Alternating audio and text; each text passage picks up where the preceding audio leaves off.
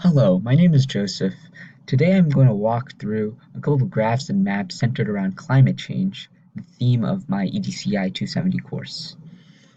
What you're currently looking at is a map of the average annual temperatures, and I will walk through how these temperatures will change over time.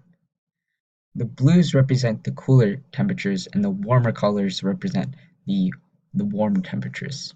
And as we go throughout the years, projected into the future, we see that the cooler colors are becoming warmer, which shows that global warming is happening.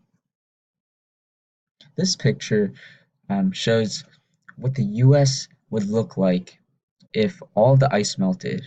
And as you can see, present day Florida has been completely underwater, and so is a lot of the coastal areas like California and the East Coast are also underwater. And so this shows what could happen if our sea levels rise due to glaciers melting.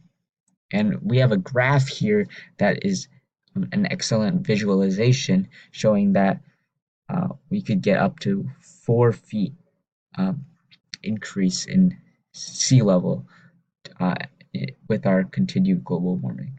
So these are just a couple graphs and maps that really help you visualize global warming.